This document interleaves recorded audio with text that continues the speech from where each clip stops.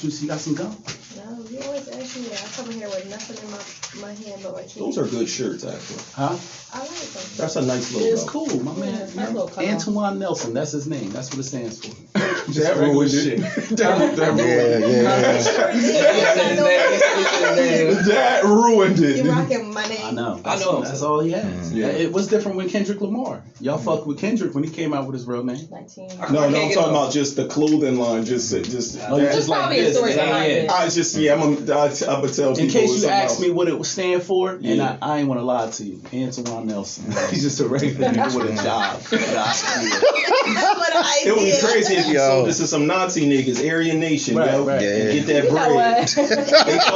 They find out that shit. What's this, Antoine Nelson? They gonna be mad at the motherfucker. Disgusted. Oh, here he goes. Let's see. Yo, that's funny. Disgusted. Maybe there's a story behind it. You ready? It gotta be. He did with prison time and all that, of course. Go ahead, record. Everybody, I'm about to hit on all 3 cameras. That's what you said. Camera 2. Your phone off live? Yeah. I mean, I'm on live, but ain't nobody gonna be calling me. There, go live. Got my phone on silent. Yeah. Oh, you doing a live broadcast? Yeah. Should we all go live? I mentor kids. All right. I can't. We're gonna be nice and explicit. I mean, non-explicit today. Oh, wait. So Don't talk to me live, by the way. I'm not here. Because I know he naturally. Yeah. Don't worry about it. We're gonna put a camera on. I'm gonna just be like this asshole. I know. We gotta get the disinfect. Is that being picked up at all? All of that, like your toilet tissue and all that. Yo, that's wild. I wipe my ass. And I'm just saying. Hey, yo. And the juice too, bro. Is that in the shop? No. I asked him already. Okay, Yeah, I ain't know. I'm just making sure because last time these niggas had a big can of something in a paper bag on the last shot. I ain't want to say nobody. What you don't want that Dunkin' Donut showing? No, I'm fine with that. Oh, okay. He not trying to give out no free advertisement. That's what he basically saying. Well, sometimes it looks good when you're giving out. It looked like you tapped in with Duncan, you know what I mean? Niggas know you're not. You ready?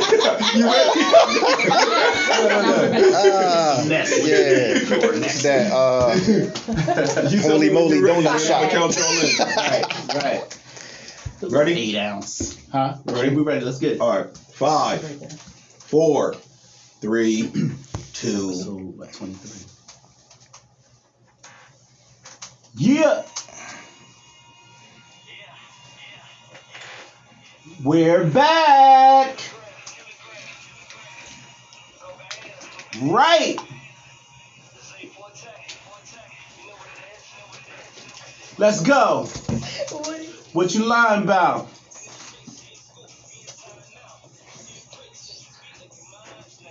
And you better not lie, because we're going to find out.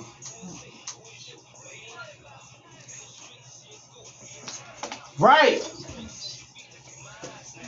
And you better not lie, because we're going to find out. Episode 23.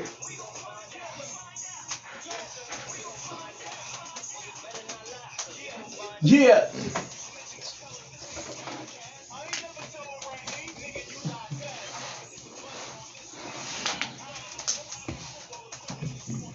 Fast.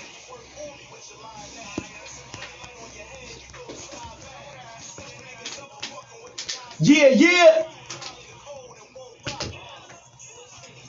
What you lying about?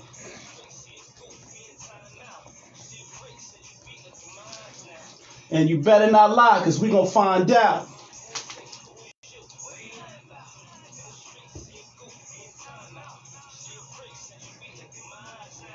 And you better not lie, because we're going to find out. Yeah. This is your man Kilogram, episode 23. Juicy Jalene. Hey, what's poppin'? You in the streets of Camden? You already know. No. Camden. I want to say. All right, cool. All right, Jay Santiago. Yo. The stunt double for Juicy Jalene. We back with her. Check her out. I know we were past that. Hey. Just when Juicy thought we didn't have reinforcements, we got them. So if you miss another sick day, we got another Juicy Jalene. sit in right for you. You hear me? Ain't nothing like the original. That's right. It is what it is. Craigslist got a ton of light skin women on it. That's probably what he looked up to. I was on Craigslist and said, I need somebody that look like Juicy ASAP. That's what I searched in. Right, and I see she came up a little. She was 5'10" though. Juicy's 5'2". You 5'2"? She got freckles. Oh, she got freckles. Okay, okay. In the light, in the dark, y'all all look alike. 5'10" though? I'm fucking with y'all. Yo, this is episode 23. Beardgod is in the building. My man, Lyrical Lie. Lyrical Lie, say what's up to the people. Man, what's good? How you doing today, man? Man, I can't complain. Okay, all right, that's what it is, man. Listen, we at episode 23. Damn. Juicy, you've been started from this joint when we had the nasty wood on the background. Now we made it. We made it. We made it, right? Episode 23. This is called Beard or Babyface. Oh, man. What y'all ladies prefer? Yeah. Ladies, write in the comments. Beard. Do you prefer a beard or a babyface gangster? Beard all day. You take a beard? Okay, all right. Now listen. What did they say about that? Yeah, we talked about that yesterday. You said you wanted to ask Lyrical Lie some questions about the beard. Because he got a healthy beard. Mine's is a little anorexic. I have a struggling beard. But hopefully, I'm gonna get some information from Lie today to how you get it off fluffy and all. Like, no, he's about to say something real Paul. How'd you get your beard so fluffy? Look at that beard. He about to say something. Hey, But what did they say about beards? Yeah. What did they say about men with beards? Men's Talk with to beards? them. Men with beards. the stereotype. We're gonna let Lie talk to the stereotype when it comes down to men with beards is that, you know, they know how to eat. Oh, terrible. Yeah, they know how to. They know how to. You know. So would you crunch and say munch. that Graham needs some help? The beard is struggling. But listen. It's I look at it like health, right? Right. You can sit up there and you can have an appetite, but you gotta make sure you eating the right things. Yeah. Talk to him, Lie. That thing is a flavor saver. Yeah, like clearly, it ain't just, you know, Lie you just is a can't. nasty nigga. You Look how can't just be. You can't just be sticking your face in any old thing. There you go. That is a fact. There you go. And Can't that's be where sticking I your want to face talk to my brothers out there. Like I told you on the last podcast, I struggle with the downtown thing. And I'm a man enough to admit it because I had a couple bad experiences. You feel me? Remember I told you about the sardines wrestling? Like, sometimes I went down there and it wasn't right. Wait, you ain't do the finger test? I did the swipe the credit card. We talked about the swipe the credit card last time. Yeah, I did that.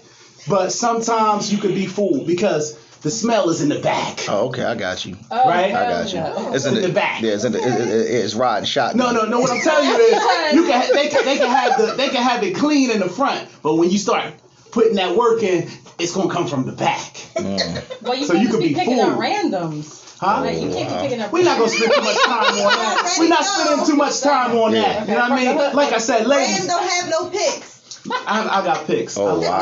I like them bougie. She I like disrespecting bougie. your standards. Yeah, I mean that's what they do to me. Right here. That's what they do to me. Say Forte, where you at? I have a question about the beard. So Okay, go ahead. obviously you got to maintain it. So can you give people some Tips? pointers on how Listen, to keep it nice and And walk light my because history. you light skin. So walk light. I'm just letting Hey, you know. listen, man. Walk light. I'm tatted. I was light skinned a long time ago. All right. I take this shirt off. I still got a shirt on. I think that you have to wash and you have to shampoo. And make sure you blow dry. That's and true. you have to cut your split ends. You know, it's maintenance. It's not just, all right, I'm going to just get up. Like some guys be having all kinds of limp balls and, you know, leftover Cheerios and stuff in their beard to be all crazy. Like it's definitely maintenance, you know. Okay. When you see guys who take care of their hair at the barbershop, they like make sure they got their fade every week, every 2 weeks, and they got their waves and all stuff. They put all that time in the brushing and the strokes, pause, and they had the wave caps and all that. You gotta do the same thing with the beard. You know what I'm saying? As far as taking care of it, the maintenance, making sure it smells good. You can't be going around with no skunk smelling beard. You know, what you kind got. of beard oil do you use? I mean, I got different things I use. You ever try Rick Ross? Nah, I ain't never tried Rick Ross. I don't like bombs. I don't like beard bombs. I like that. It's like thicker than a lotion, Yeah. And you might as well just be putting grease in your beard. Like for me, like I don't really like the way I'm an oil person. I think for people just starting, oils I recommend like almond oil, coconut oil. You can't go wrong with like different scented oils. I think peppermint, that's a good one, to go with. All right, so let me ask you this. Do you think that people who have struggling beards should take any vitamin E? Like, what do you recommend to do internally to get? Because sometimes, like for instance, me, I have spaces. Yeah, the patches. I got some of the patches. Mm-hmm. Did you start off with patches, or you just had good hair? Nah, I started off with a goatee and sideburns. Okay. I started off. It filled in due time. It was just like wow, like it just comes. Nah, it just your family because you got good hair. It that plays a part. Well, my grandfather's part Cuban. That's what I'm saying. See, he don't count. He got different blood in him. I got damn blood. But the thing, the thing about it, patches. The thing about it is, say anything, yeah. Some people they have like crazy patches that look wow.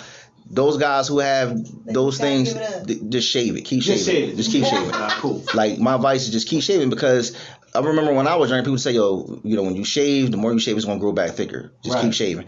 And I just kept shaving. And then when I had the goatee and just the sideburns, I just cut the sideburns off, had the goatee. Yeah. And then it's like, boom, like it just, So you never had patches? You never had a thing? No, I never dealt with like when the beard actually grew in, like it was grown, but it had like that one patch here or that one patch. Now my dad, on the other hand, he had that issue. And did it ever get fixed? Nah. He still got it? Yeah, still to this day. He envies me because of my beard. Like, damn, I wish I could grow a beard. Try hair, skin, and nails, vitamins. I mean, but listen, I'm taking It's funny that you brought that up. It's funny that you brought that up because a lot of people also got to realize what you put into your body plays a part in that too. So people drinking and smoking and doing different things like that, it has an effect on the growth of your hair. Well, and stuff. I don't smoke. I do sip a little something from time to time, but I don't smoke. I don't smoke no drugs. I don't drink or smoke, so it's a little different for me. But I know people hit me up all the time like, "Yo, man, how I get my beard?" Like, first of all, we don't have the same DNA. But what's your hair on the top of your head like that? Law's an arrogant nigga. No, I'm just saying. Listen, you ain't like me. And listen, I'm not gonna point no elbows, but it's somebody else that's in this room that didn't have a beard at one time either. That's right. And they got a beard now. You see what I'm saying? Dev's beard's been like that for 7 months. There has never been any growth. 7 months. See, look, at least mine's you can pull it. Look at that. You can't pull Dev's. Put a camera on Dev's beard. Yo.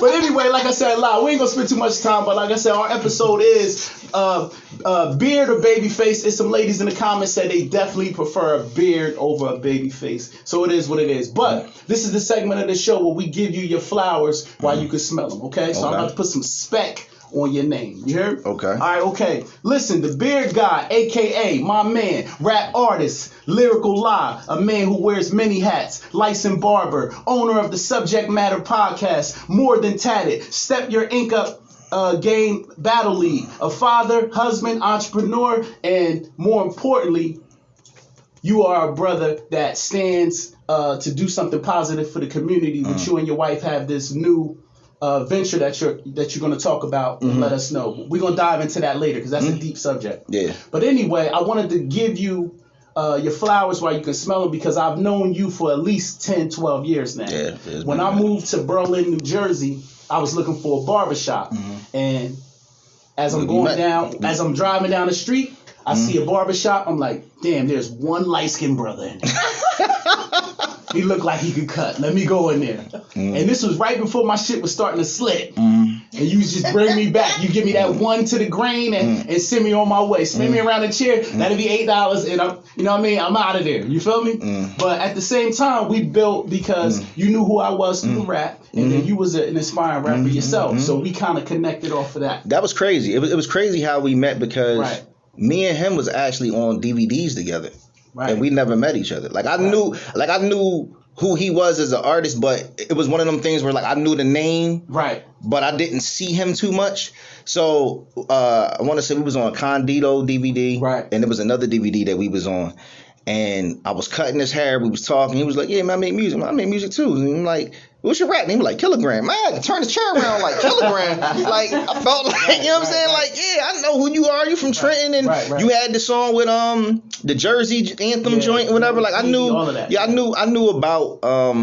knew about Kilogram the artist, but I feel like in that barbershop, you know, in those times I was cutting his hair, I got to know Kevin the man. Right. You see what I'm saying? Like we built as men and got to be able to share our experiences, what we was going through with our kids, with, you know, the relationships we was in. So I got to know him on a different level than other artists that I've met. Usually meet somebody through music, you meet them through music, you do music, okay, I do music, you make this type of music, I make this type of music, maybe we could collab, maybe we do a song together, and that's it. You just have a music relationship. But with us, it was a little different. You know, he was going through, I was going through. I think you was in the process of like either you just bought a house or you was about to buy a house. Yeah, so it was like a lot of those things that we was, you know, chopping it up about. So it was just different. A lot goes on in the barbershop. Yeah, a lot goes on in the barbershop. And I'm not gonna lie, like, you know, when I met you and you was cool and we had that rapport, like, you know, we used to give each other game on the business and just different little tips on how to keep navigating this music thing, you know what I mean? But we're gonna start the interview now with tell the people where you from, man.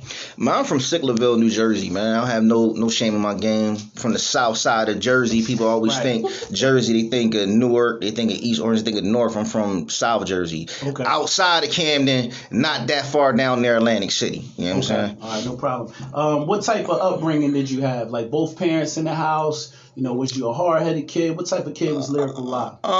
For the first like 10 and a half years of my life, I was the only kid. Right. Single parent home. My dad was from Philly. Okay. I knew of my dad. We had a weird relationship. I want to say me and his relationship got better when I was like probably 16. Okay. But my younger years, you know, my father figure was my uncles. Okay. My 5 uncles were my father figures. They stepped up and played that role. Right. And, you know, I'm not gonna lie, like it was certain artists that I listened to their music and Don't skip. I felt like they, you know, they listened. That's a question. I want you to stay right with the. But as far as the home bringing, I had first 10 and a half years, the only child.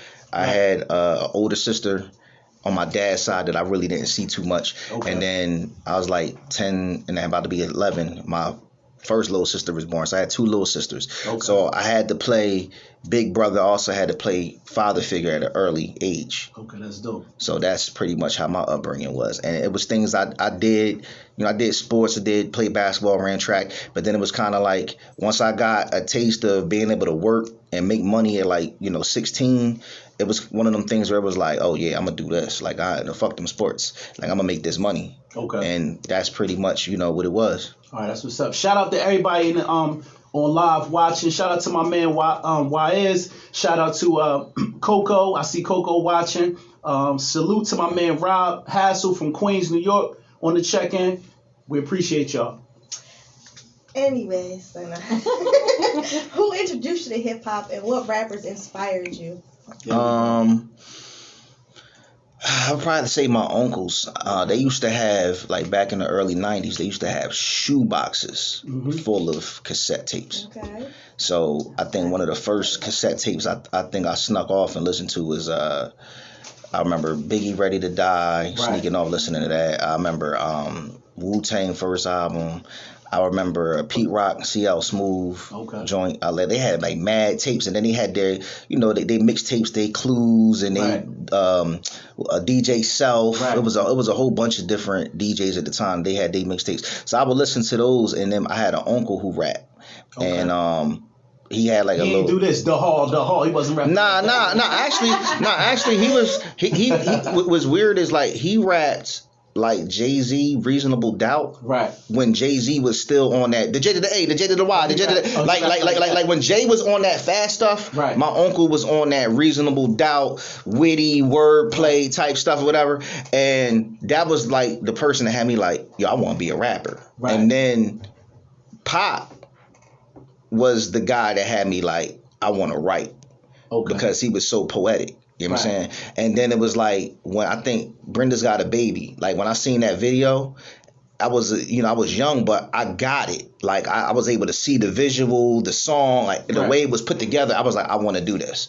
So Pop was probably the most influential artist that had me say, you know what, I want to write hip hop music. You know what I'm saying? Dope. I think as far as on some lyricist type stuff, a lot of people say Jay-Z, a lot of people say Nas, all that. But honestly, the one who inspired me was Chino XL. Chino XL had. I can see that. Chino XL inspired me because the way he talked shit, it was like, yo, like he talked shit a different way, and I was like, I like that. So I start listening to his music and listening to a lot of the underground artist music, especially during the Raucous Records era. And I just, over time, I start developing my own style and the direction that I wanted to go as an artist. Oh, that's dope. Okay, so I noticed that you've been focused more lately on the business side of entertainment. Like, I seen that you started your own battle league. You got 2 podcasts. I got 5 battle leagues now. You got 5 battle leagues. Let me put some spec on you. I own 5. You got 5 battle leagues. You're not really focused on the front, being in the front of the camera, pushing your music like you used to back in 2010, early 2000s. Because I remember you was cutting demo after demo, spending money. But I just see you now more of an entrepreneur than just a starving artist. So what contributed to that? Was it child support? Like what? Nah. Honestly, man, I think you have your different times in life. You go through your different situations. Right. I think like 2006 to like 2011 was probably like my run as far as like really going strong at with music. The rap. Once 2012 came, I gave up music for the most part a lot. Not saying I stopped writing and recording, but trying to put out albums and all of that to focus on Ink and Hip Hop magazine. Right. Like I put my all into that. And then in 2015, I came back with an album and I started making music like 2015, 2016, 2017. I was making music, but I wasn't just making music on I'm trying to get a deal or I want people. That was my therapy. Right. That saved my life because 2012, 2013, 2014, they were the most dark years and time of my life. Right. You see what I'm saying? Okay, give us a couple of examples of what made it dark without going into without going too much detail into. So like, you had Ink and Hip Hop magazine, which the idea came about 2011. Right. The magazine came out 2012. From 2012 was like the best and worst year of my life. I mean, I had my son, I had just got married, I had the success of Ink and Hip Hop magazine, but then it was so many other things that was coming with it. You know what I'm saying? Like you feel like everybody and their grandmom got their hand out. Ink and Hip Hop magazine was an idea that never was planned to start being as big as it got. You know what I'm saying? So when you have so many people wanting so much from you, right, and then you start seeing people change, people act different, people think you got more than what you really got, stuff like that, it was a problem. Then I started going through a divorce. Yeah. So then you go through a divorce, you got custody issues, you being, kept away from your children and stuff like that. That stuff mentally changes you. Right. You see what I'm saying? It gets you to a point where you be like, fuck life. You know what I'm saying? Like, fuck this music, fuck this magazine, fuck this business shit. Like, I'm not right mentally. You see what I'm saying? So when I think like 2014 had came, I took a trip out to Texas. And that trip changed my life. 2013, I took a trip out to Atlanta. That trip changed me too. So having that change of atmosphere for that time, when I came back mentally stronger. Right. And all the pain that I went through, I put that in the music that I was making at that time. Right. And once I got it out, some people were like, yo, that's like the best thing that you ever had did. It was like, all right, cool. I didn't feel the need to have to rush to make more music. Right. Because I've already went through all these different obstacles as a starving artist. And then I used music to save my life and get me out of my dark place. So once I got out of my dark place, I said, I'll never go back to that. You see what I'm saying? Okay. And now I feel as though I have more to offer. Like, yeah, I still do music, but I don't do music because I'm trying to be the nicest rapper. I don't do music because I want to show I still got bars. I do music because it's my therapy. Right. You know what I'm saying? I do music because it keeps me from not laying hands and feet on somebody. You see what I'm saying? Especially dealing with battle rap, because that's a total different beast right there. Like, I be ready to lay hands on somebody all the time and that, because people don't understand reality, entertainment, and real. Right. You know what I'm saying? Like, a lot of battle rappers are characters, and they don't know how to turn the character off. Right. So what ends up happening is they're so used to being on disrespect mode because they battle. Mm-hmm. They never dealt with a personality like mine. I came into the game something different. Mm-hmm. I came into the game as a fan, and then when I started the league, I would tell a battler whether I thought they won or they lost. They never had that, because YouTube was the judge. The people in the comments were the judge. They never had a league. So they used to be like, well, Smack would never tell a battle rapper. Throw, nigga, I ain't Smack. Mm-hmm. You know what I'm saying? I'm not Smack. I'm telling you, if I paid you to battle, and I paid him to battle you, and I provided the 4 walls and the ceiling, the DJ, the security, the food, the liquor, all of this shit around here, you mean to tell me I can't give my opinion on who I thought won? That's bullshit.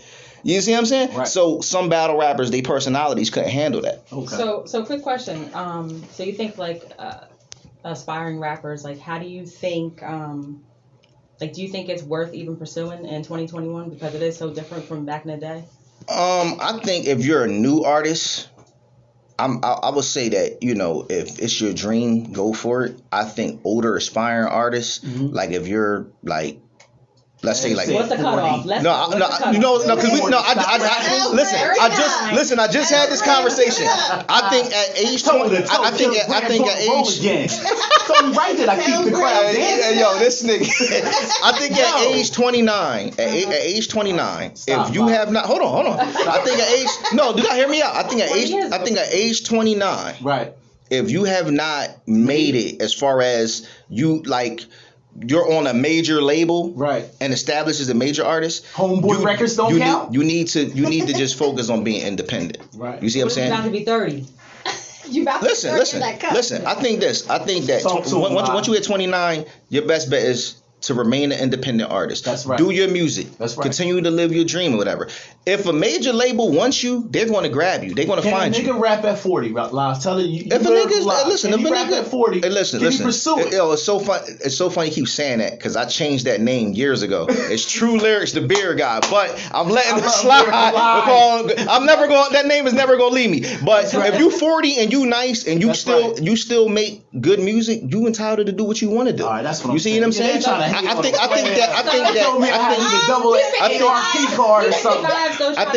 think that the way it's set up is now is different because you can make your music and there's so many outlets to get it on the streaming platforms and stuff like that where it don't really matter. And I think a lot of rappers who made music and it's not working for them, the reason why a lot of them jump to battle rap is because age doesn't matter. Right. Age doesn't matter in that genre. Age does matter because I remember when Enes battled. Enes got into it with Soulja Boy. Mm-hmm. Soulja Boy went online and said, "I googled you. Mm-hmm. You were born in 1976. Mm-hmm. You could be my granddad." Mm-hmm. That hurt. You feel me? Because I'm a nigga born in the late 70s. I was like, hey, listen. Damn, Soulja Boy feel like that about us? We dinosaurs? I get that. But this is the reason why I say it don't matter. Because I know dudes who was 36, 37, 38 who just started. Mm-hmm. You see what I'm saying? Mm-hmm. There's dudes speaking of, I just had Ness. Ness just booked a battle for me in August. Right. You know what I'm saying? Ness says it in his raps. I'm going to be frying niggas till I'm 50 years old. He like damn 40 now. So he got another decade damn near. So at the end of the day, that's a genre where you have a lot of battle rappers that are up there in age. I mean, look at Moon, Head Ice, these are guys that are in their 40s. Right. You see what I'm saying? And they're still doing what they love. They're generating new fans, and the culture doesn't really care about the age. It really doesn't. Part of that is because people get so tired of seeing how the new genre. It's so different, and it's like they don't be rapping about nothing. Ass shaking. The new music lacks soul. Yeah, that's what it lacks. It lacks soul. Where when you hear some shit somebody say, you feel it. Mm-hmm. You you believe it. Yeah, you know what I'm saying? Like even in the 90s and early 2000s, when you had your gangster rap and stuff like that, if you had like DMX, for example, right? DMX said something. He said it with such belief that you was like, damn, like I don't want to fuck with him. Like, this nigga talking about ripping buttholes out of place and shit. Like, this nigga's tripping. Like, he's crazy. But these new rappers aren't like that. If I get AIDS, I'm giving that shit to 30 bitches. Yeah, X was wild. That was violation. Yeah. But you felt that shit. Yeah. And he a street nigga. He said, bitch, I ain't dying alone. Yeah, X was wild. I'm taking all these. It was Keisha, Leisha, Jisa, Felicia. You know what I mean? He gives it to all of them. Yeah. You know what I mean? So do you fit in with today's what hip hop looks like today? Like, do you I think I don't make music. I don't make music like Lil Baby and all of them. I think if we gonna go off a new artist, like where I would fall in line with like the Security. The TD. You dancer give me security vibes. Nah, I would fall in line. I would fall in line with like TDE. Okay.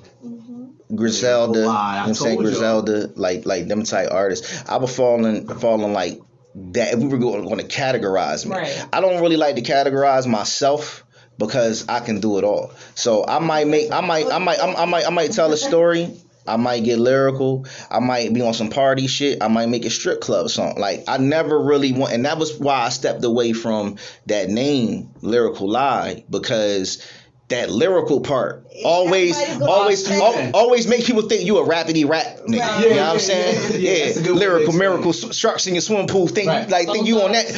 Think you on that type stuff. So look, let's stop right there. Let's go into the music. Okay, let's go into the music. It's my new joint. It's called Runaway.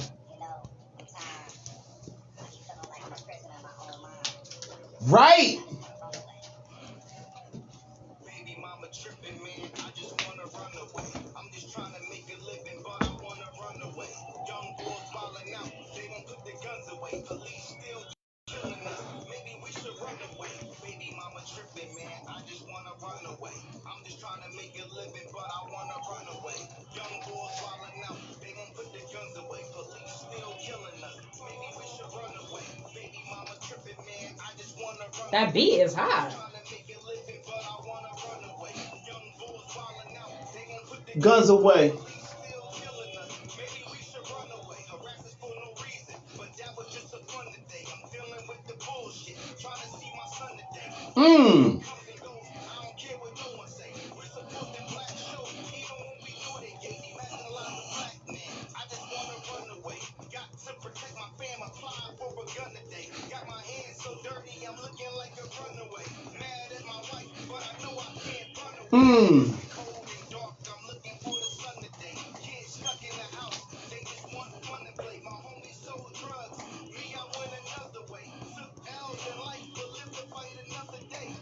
Yeah. First of all, I need it on my playlist. Yeah. That's dope. I like that live. Salute. You know what I like? I like it's refreshing. I like your play of words. I like how you kept the runaway thing going on. It just made me look forward to the next bar. How you twisted and put barbecue sauce on that. I like that. It makes you think and want to listen. Like, yeah, it's reality rap. So you still got it. Okay. You might be able to. You ain't security now. How old are you? You security now. I'm 36. Oh, okay. I'll be 37 this June. You know how 37 this June. That's right. 37 this June. 40 in the skull. All right, so we're gonna shy away from music real quick. So who taught you how to cut hair? My uncles was doing it. I don't really think I really learned how to cut hair. You was nice. You until I got into the shop. Like, I don't really think I don't think I really learned how to cut hair like that till I got into the shop. I mean, I was doing it. I went to school for it. In school, they don't teach you nothing. They teach you mainly how to do women's hair in school. But I was cutting neighborhood, friends and stuff. I was doing, Caesars, one against the grain, like easy, regular, typical haircuts. When I got into the shop, that's when I really learned, like, oh shit, like I gotta cut white people hair, I gotta cut Puerto Ricans, I gotta cut Indians, I gotta cut Asians. Did you have license or did it under the table? No, it was a thing where, you start doing an apprenticeship. You know what I'm saying? So I was cutting in the shop while I was going to school. Okay. You see what I'm saying? Okay. But it was a thing where I was learning. And honestly, I got a lot of I had this job. I used to work at the nursing home. I got a lot of experience working in the nursing home. Right. I was cutting old people's hair, different type of hair textures. A lot of their hair was thin. That's so a good way to give back. I got to learn how to cut a lot of hair working in the nursing homes, doing a lot of charity work. You still work in a barbershop? Yeah, I'm still barbering. Actually, Which one? I'm still at the same shop. The one in Berlin? Yeah, it's 19 years. Hey, man. what's the barbershop called? You sells Unique Cuts, 96 South Whitehurst Pike, Berlin, New Jersey. Come holler at me. I thought y'all was closed during COVID. We were closed during I COVID. rode by there. It looked like that. Yeah, we were Ball? we were closed. Yeah, we were closed. Remember that ball in the westerns? Like that ball. What's that shit that goes? Talking about the dust ball of hay and dust. Yeah, the one that flies through. That's how it looked on that boulevard. When I went down there, I said, we've been back open. We've been back open since June 22nd. Gang. So that's what you do. We was closed from March 19th to June 22nd. Damn, that's a lot of time to be closed. Yeah, but you know what? I mean, you gotta get it how you get it. Right. I never stopped cutting. Okay. The shop closed, but I never stopped cutting. And see, this is part of why I have so many different things that I have my hands into, because it's about brands. Right. I established Elijah the Barber as a brand. Right. And that was something that I used the platform that I had of working in a barbershop to build my brand. And see what I'm saying? And network. Right. So when COVID happened, I wasn't in the shop, but I was cutting every day. I'm at somebody's house. I'm at somebody's garage. I'm at somebody's porch. Right. You know what I'm saying? Do the prices go up when you got to travel? Oh yeah, definitely. Okay. And the further you got to travel, the more it is. Yeah. So yeah, you definitely get paid more for traveling, because it's inconvenience. It's your time, it's your gas, right. And then you have to go certain places. Sometimes I had to go to Philly. Sometimes I had to, go pretty far in South Jersey. You know what I'm saying? So you gotta pay for that time. You gotta pay for that convenience. All right, that's what's up. All right, since I've known you, you've always been into tattoos and stuff like that. Mm-hmm. You would go to conventions, like you said, you went out to Texas. I think that was a convention. Nah, I went out to Texas. I networked. We did some music videos out there, but we also was shooting a pilot for a reality show. Okay. At one time, and we were going to do like Jersey and Texas, and then we were going to pretty much make Ink and Hip Hop was going to pretty much be like how Love and Hip Hop was, but just with tattoo artists. So like Black Ink. No, not like Black Ink. Yeah, he gets offended when you say put Black Ink. Not like Black Ink, and salute the C's and all of them. I met them. You know what I'm saying? They're how they are in person is exactly how they are on the show. You know what I'm saying? No, their whole thing is it's about the shop. And it's about the relationship of the people in the shop. Right. Our whole thing was about these shops, these models, these different artists, and how their lives will connect to them making it in this magazine. Yeah. So it was all connected that way. It was a different type of concept. But due to the timing, due to footage getting lost, due to, like I was saying, the personal things I was going through in my own life, it just ended up not working out the way that we did it. Like we had challenges with artists where we would get a producer and get like 5 rappers and be like, all right, the producer got 3 beats. Y'all vote on what's the best beat.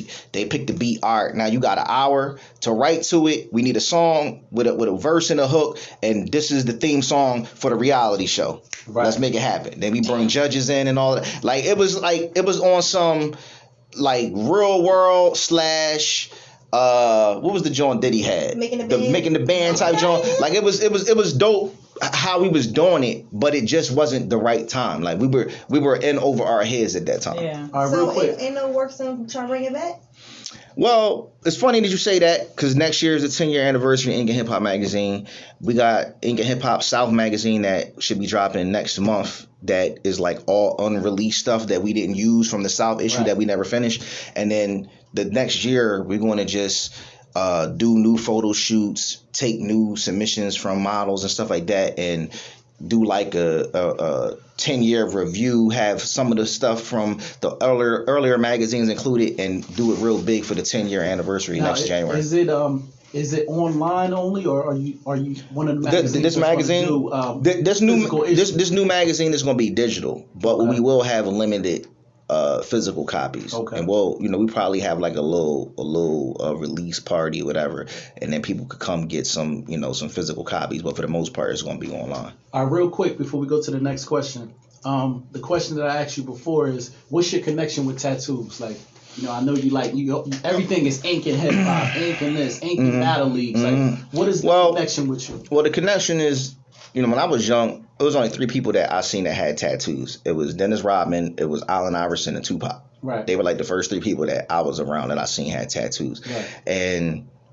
I used to go get the tattoo magazines, and I used to see bikers tatted and all this other stuff. It used to be just a bunch of white people I seen with tattoos. And then once I got my first tattoo, like 15 going on 16, I just became addicted to it. Right. And I just kept, getting tattoos. And I think... I heard you shoot a little crack in the ink. Nah, I don't know about all of that. But I think when I was younger, I had a different pain tolerance. Right. Like I got a tattoo like a couple months ago. I was like, man, this shit starting to hurt. Like I'm getting old. Yeah, you know what I'm saying. But I think that and they haven't scientifically connected it. But I think that a lot of people who have a lot of tattoos, a lot of them have different trauma issues. Right. And it's a way of them dealing with that pain. How many do you have today?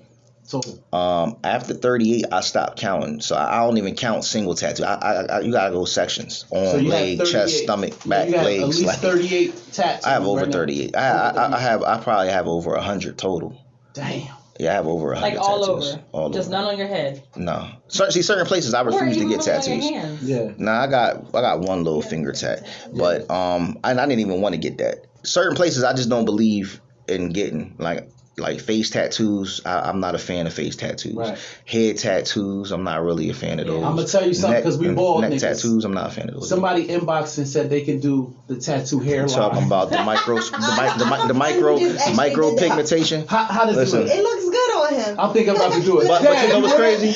I'm thinking about He talking about micro pigmentation. And He pipe my shit out. talking about the micro pigmentation. See, listen, Right. there's pros and cons with that. All right, talk to the streets. There's pros and cons with the micro pigmentation because it is like getting a head tattoo. So it hurts.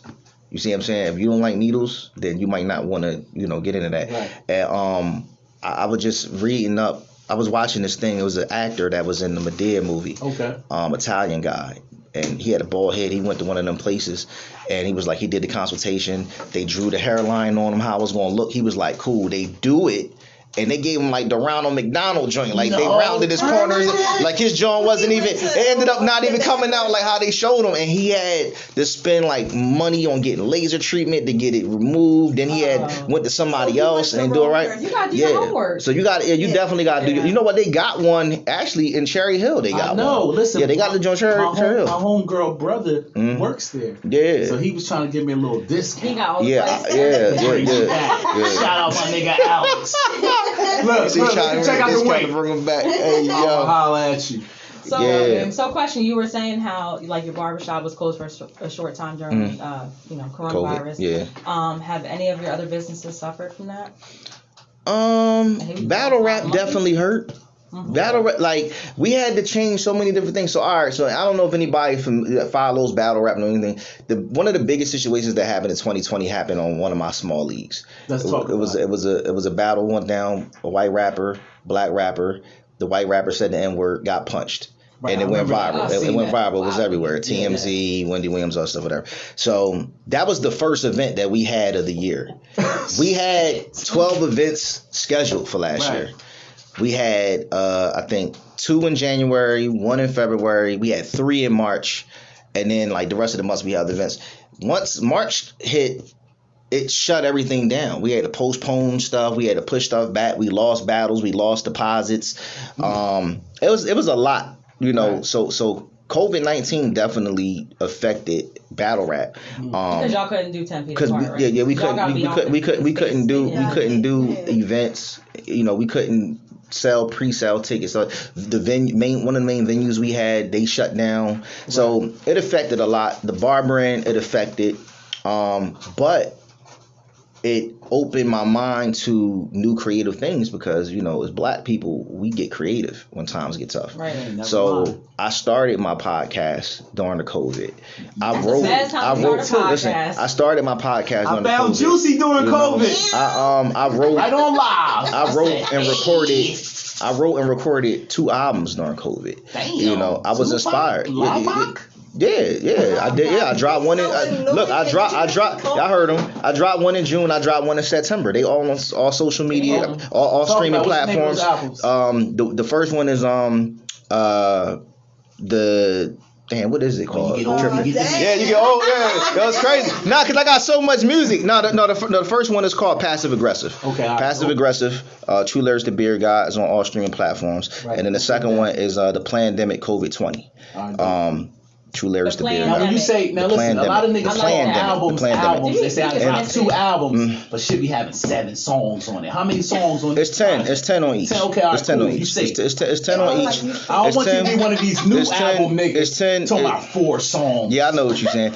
It's 10 songs on each. Album. It's 10 songs on each, and I'm working on the follow-up, which is the Second Wave. So that song that you was playing earlier, Runaways, from the Second Wave project.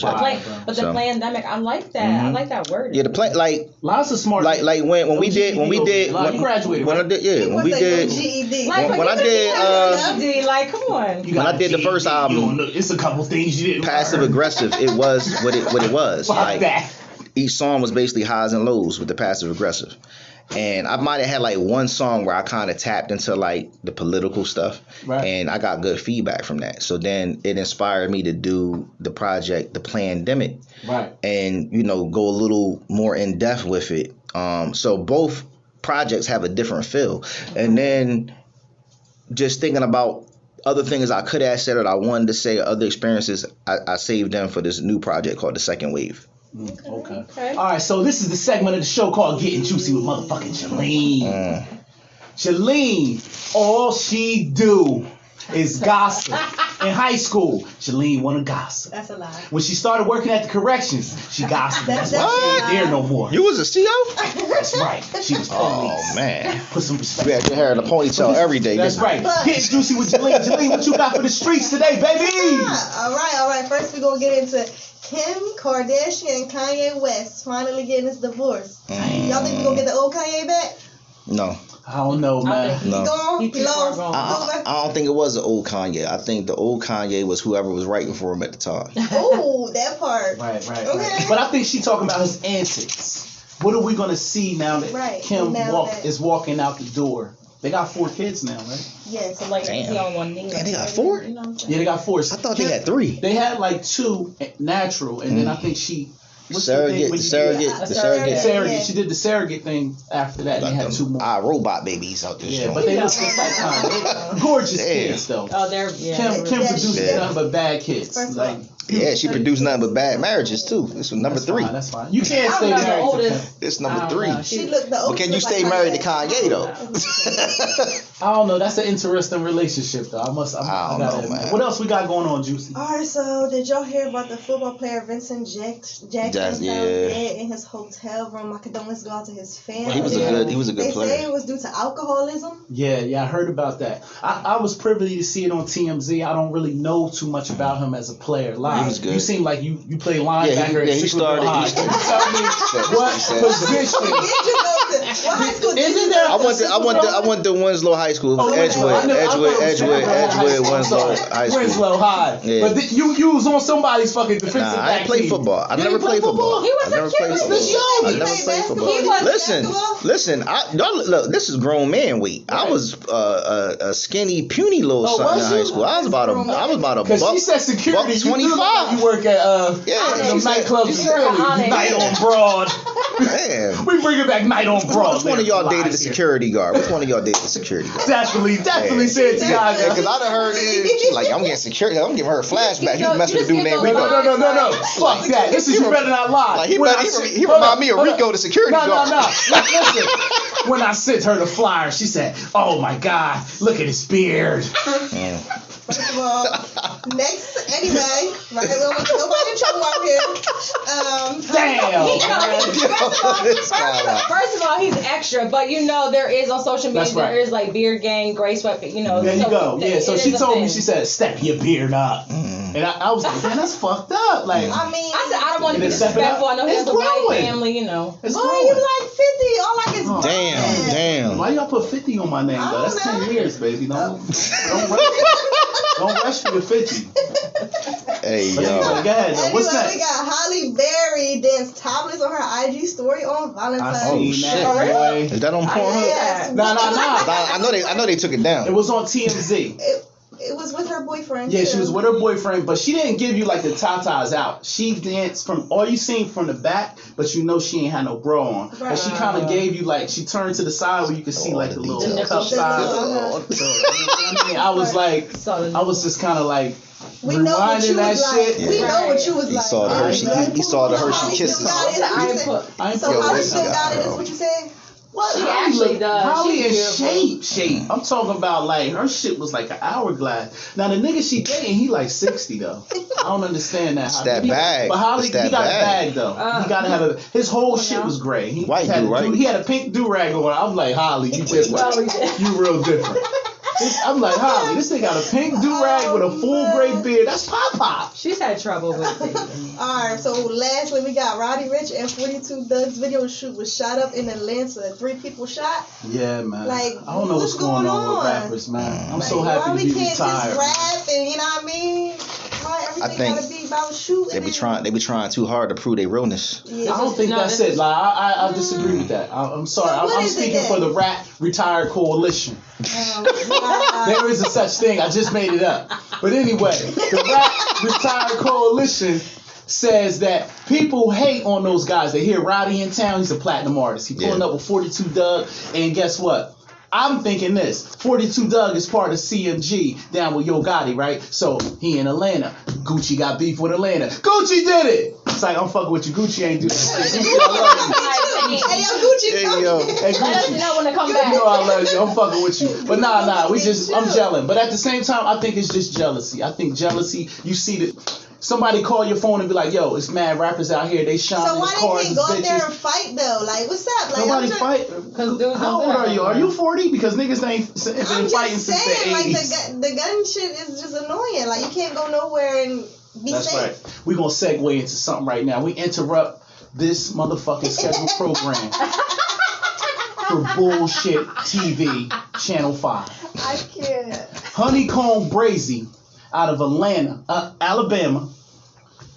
We interrupt this program to tell you that his grandparents' house got shot up for some beef that he had in the streets. Not only did they shoot his grandparents' house up, they killed his grandparents and set the house on fire. Now, I know I joke and I play around on the podcast, but this is where rap, real nigga, street nigga, shit go to the left. Now, at the same time, I understand you got everybody in this rap game. You got ops. You come from the dope game. You got ops. But it's a code to this shit, though. Grandma is off limits. My kids at the daycare is off limits. But that's the way to get to somebody. But that's not a game you want to play, because now you up the stakes. Now a nigga riding around shooting your girl coming from the state job with her salad in her hand. Your pregnant girl. Your pregnant girl. That's how it is. She getting a headshot walking across the street with the salad in her hand. I can't. Can you imagine? 2:00 in the afternoon, you see some niggas that look like me with hoodies on and bandanas, and we roll the window down in front of the state building, and we air out. How does that feel? She don't got nothing to do with what Raheem doing in the streets. But then the video caught what? The grandparents yelling? They screaming for their life. This is where you rap niggas out there talking about your ops. You smoking on a kilogram pack. What the fuck is a kilogram pack? That means if I die, you smoking on me. It's ignorant. I don't come from that shit. I used to have beef with niggas. I would see niggas out with their mom. We like this. I'm gonna get you. You lucky you with Miss Barbara. We gave niggas passes. Right. Niggas knew not to. It was a code. Niggas knew not to sneak me with my mom. But these new dudes are reckless. It's just because they don't. A lot of them don't have OGs. Right. They don't have dads. They don't have structure. Like, they don't have and a lot of them, you know, a lot of them come from single parent homes, right. And a lot of them are raised off of emotion. So a lot of these jokers are emotionally unstable creatures. But there's a slew of people saying that this is how the mob used to do it. They wipe out your family if you owe a debt. You got beef with them. You snitch. Well, they call that organized crime. I understand that. They call that organized crime. So when the mob do it, it's organized crime. You see what I'm saying? It's the mafia. Is it fair to say this new generation of rap has not honored the code for the last 10, 12 years? Because Tupac had beef with Biggie. Miss Wallace never got shot at. Tupac mom nobody never tried to put hands on her, and she been out living her life in the free world, and it was on with Pac and them, but because they understood I'm talking to y'all young niggas out there. We understood that your mom, your sister, your baby mom, your wife ain't got nothing to do with what me and you into. Yeah, see, we understood that. I got mixed feelings about the Pop Big beef. Because there's so many different layers and dynamics to it. Like, I feel like it was a point where Pac really had an issue because he felt like, you know, Big and them had something to do with him getting shot. Right. But I also feel like Pac was influenced when he was in jail and the stuff that people were saying. Right. And I think that he used it to his advantage to sell records. And I think that, you know, there was an underlying issue that he had with Big, but I also think that some of the people that he threw in his beef, he really didn't have problems with them per se, as they may have said something, or that enemy of my enemy is you know what I'm saying, that type thing. But I also think that Pac got killed for sticking his nose in business that had nothing to do with him.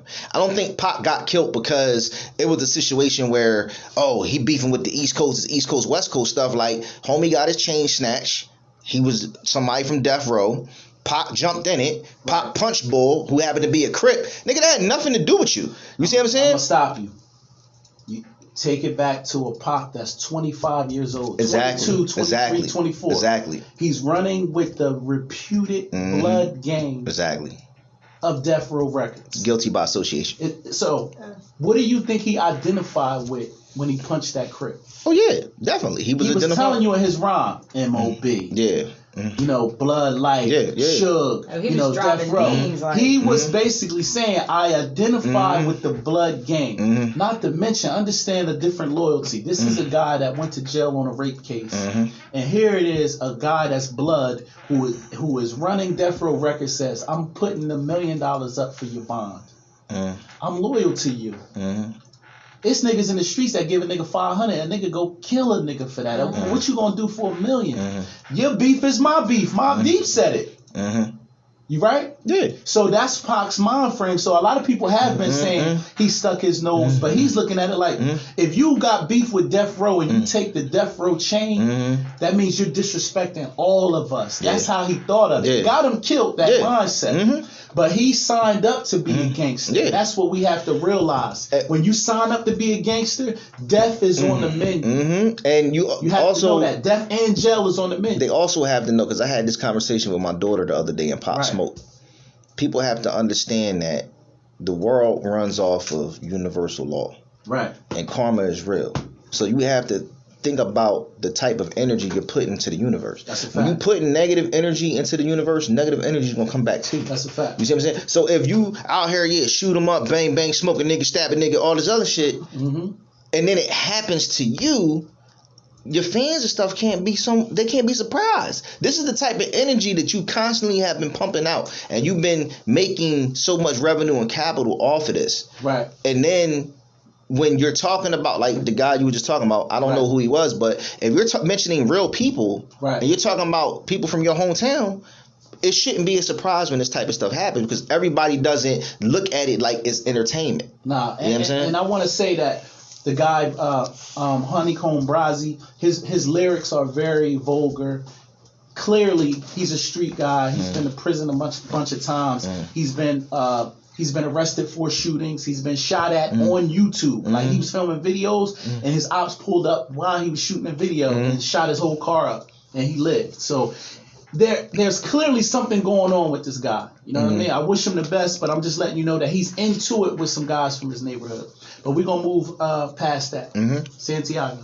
So all right, so your two new podcasts you have is the Subject Matter podcast and the House of Melody podcast. House of Medley. Medley. House of Medley. Melody.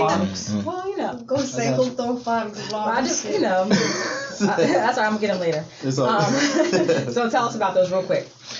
Subject Matter podcast, that was the first podcast I started. Right. I started that in COVID, and it was a thing where, you know, I watch podcasts all the time. Like, I watched You watched this one. I watched this one, but this is before. This was before this one had got started.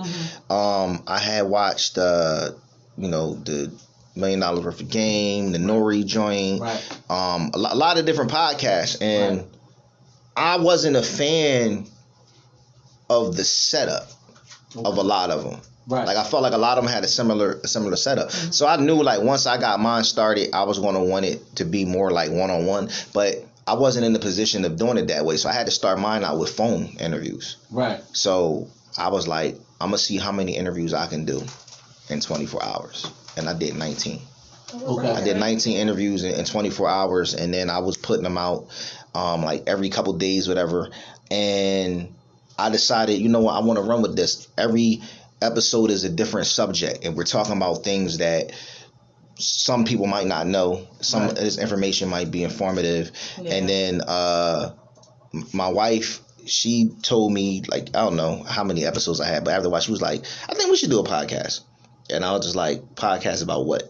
She was like, oh, well, we should talk about, you know, the advice and helping people with legal, you know, things when they're trying to get custody and visitation. We started a business, so we might as well make a podcast out of it and talk to the people where they can put a face with, you know, who's giving them the information.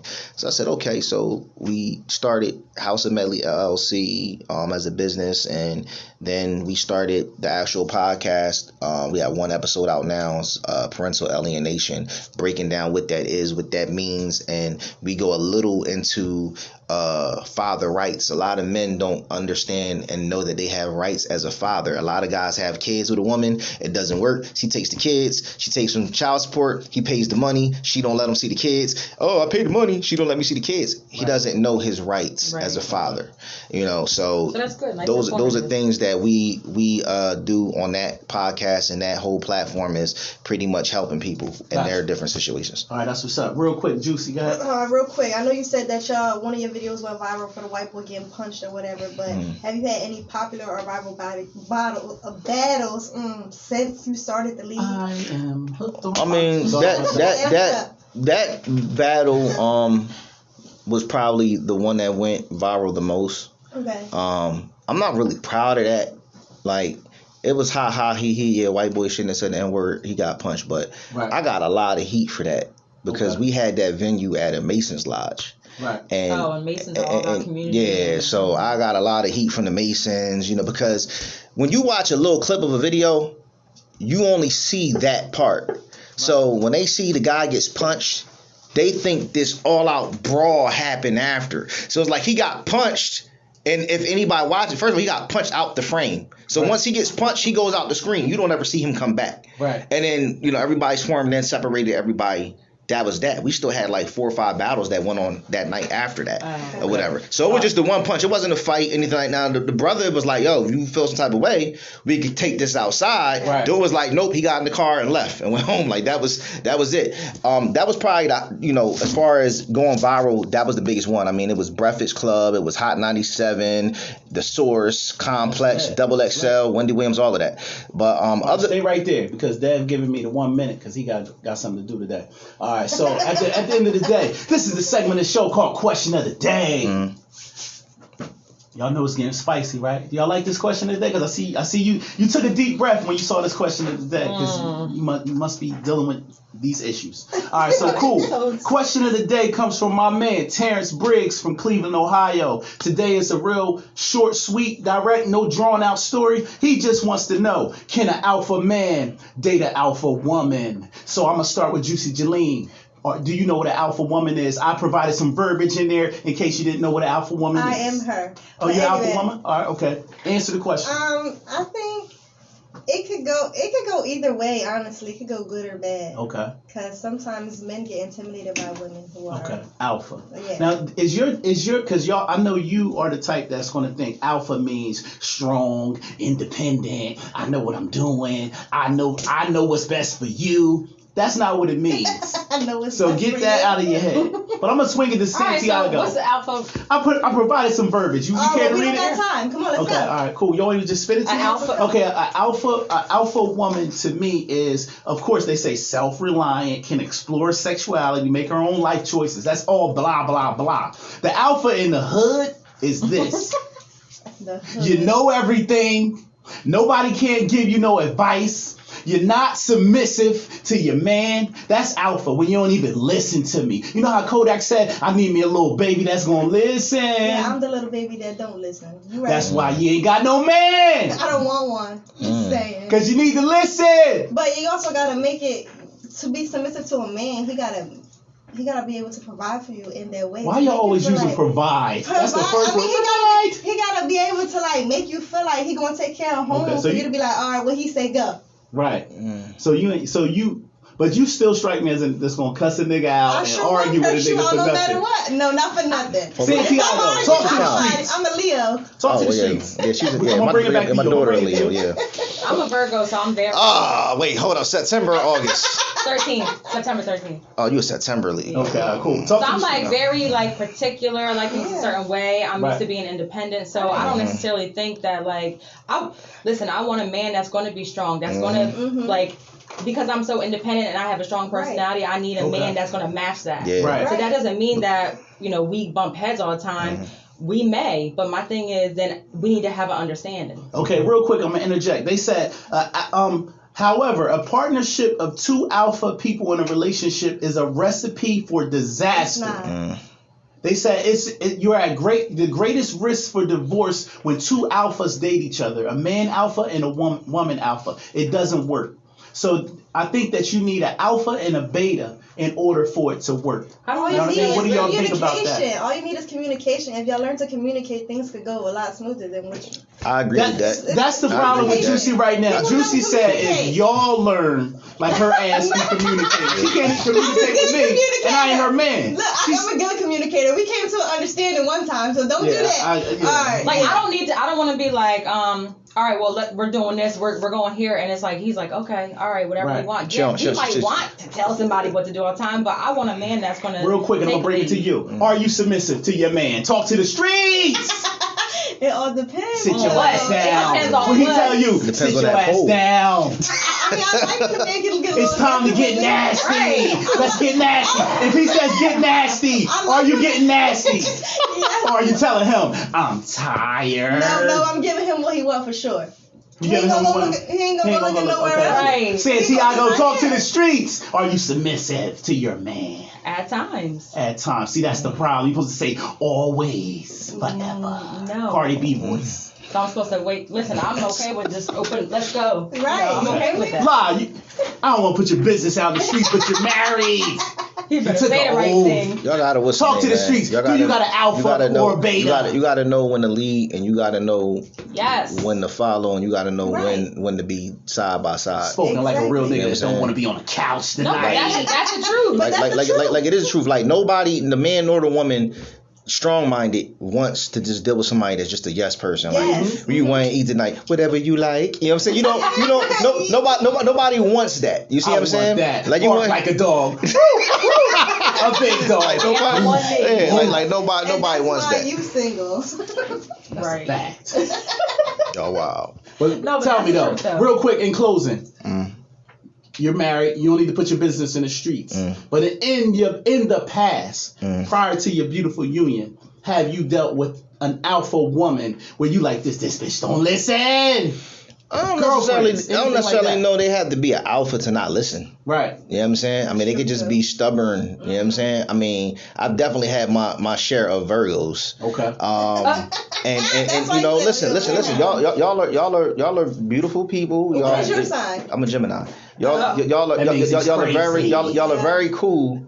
And y'all can be controlling at times, right. But y'all can also be batshit crazy.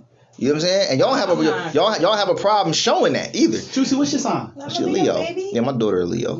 Natural leader. You know what I'm saying? Yeah, Leo. We don't know which side we're gonna get with you. It's gonna be. Listen. You fake. Look, no, I'm not fake. It's just there's two sides, and one side you don't want to see. Zero. And that was episode 23. You know what I'm saying? Beard or baby face gangster like myself with the struggling beard. Take me as I